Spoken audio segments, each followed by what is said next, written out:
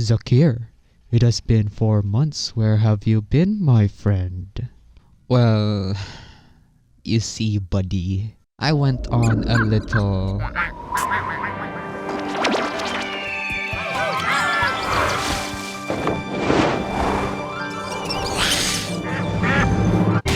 adventure time. Come on, grab your friends. We won't go to very distant lands. With college finals and ranks to lose. The fun will never end. It's adventure time.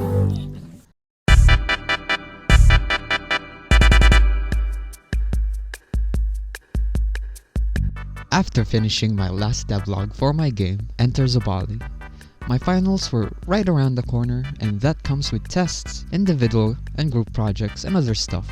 In short, work. So I went to work. I said to myself that once the semester was over, I would get back to work on making my game. However, we all know how that turned out. Then one day, one of my friends was like, "Yo, my guy, how's your game going? I can't wait to play the newest version." And I was like, yeah, sure, bro. The development of the game is going good." It was not. Just finishing up some things here and there. I was not. The month ended, and another, and I was thinking, I should once again start picking up the development of my game Enter Zabali. But I had no motivation because, yeah, why not? It's summer vacation. Another 2 months passed by, and it hit me that a new semester is nearing and I have done nothing in terms of coding. And what better way getting up to speed to start working on my game? Just like what Steve Jobs once said, "Finish your game, you lazy bum."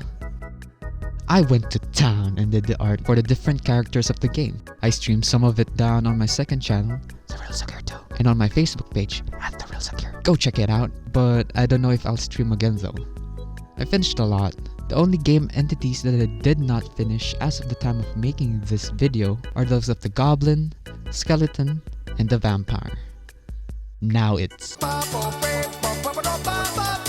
Before starting coding, I played the last version of my game that I published onto therealzakir.itch.io, and I noticed this bug wherein spamming the special ability of the thief, he does this weird thing. So I did a little digging through my cobbled up code base, and luckily I have found the source of the problem. I have this boolean variable which checks if the player can use or cast their special ability. However, it is only checked when you enter the special state and not when pressing the ability key. Therefore, you press the ability key and you are stuck in the walking animation because the animation is only updated when you have entered the if statement. And that is only the time that you can move once again. After refactoring the code, here is the result. When you press the key to cast the special ability, it now checks if 1. The special ability is not in cooldown, and 2. You have the necessary amount of stamina to cast the special ability. Then and only then will it let you go into the special ability state. With that done, onto... Now I will be adding the missing playable characters into the game, namely Willow the Mage and Aljon the Plebeian. Adding them would be simple. It is plug and play in a way because I'm using something that is called... Zakir, what is inheritance? Inheritance is a term that consists of the word inherit, which translates to derive.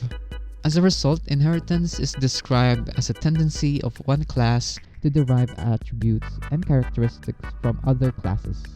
It has additional functionality for extracting characteristics from the base class and implying them into other derived classes. Vadim, don't understand all that jargon. Well, in simple terms, bird. I don't get what you mean. Bird. Bird. Eagle. Bird. Pigeon. Bird. Parrot.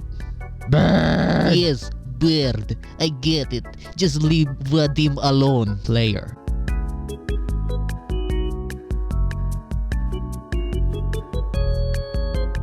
Player.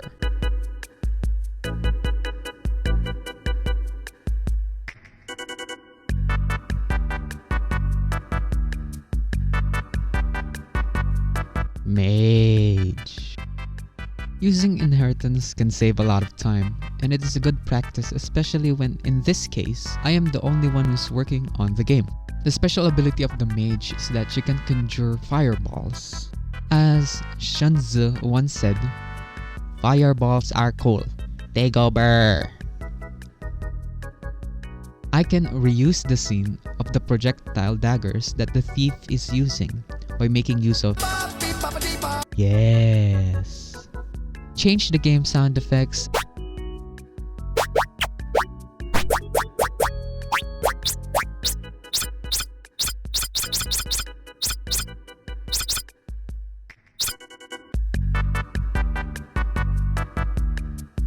And the hurt box of the basic attack, and there you go. We have ourselves a mage in the game.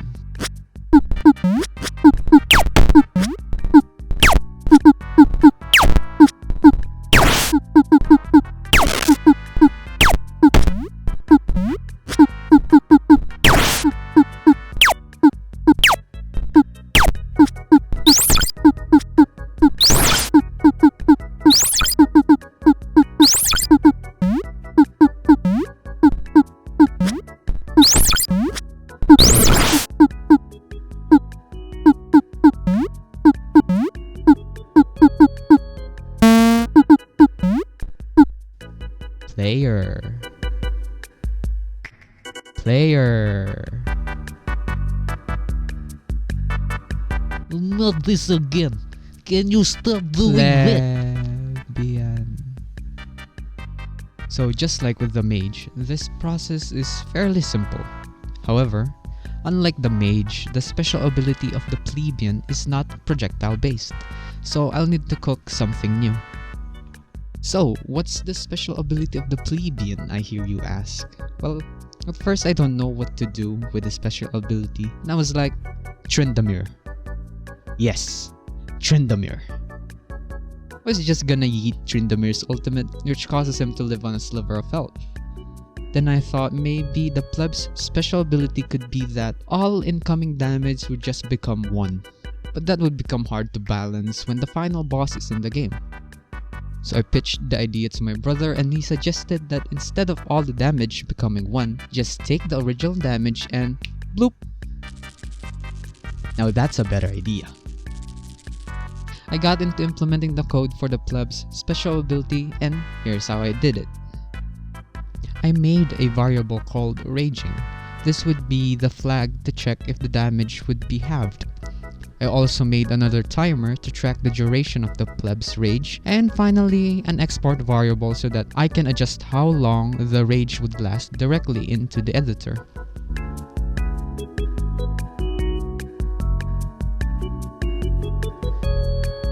This function handles starting the timer, changing the raging function to true, and emits a signal that the raging variable is changed. I will explain this later.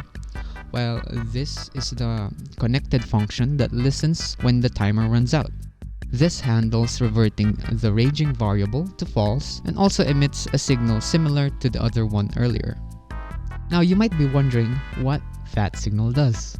I use that signal to ping the sprite node to change the sprite of the normal plebeian to the raging plebeian.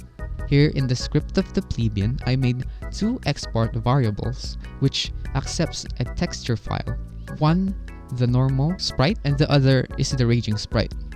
This function handles the changing of the sprites, and in action, this is what all those lines of code do.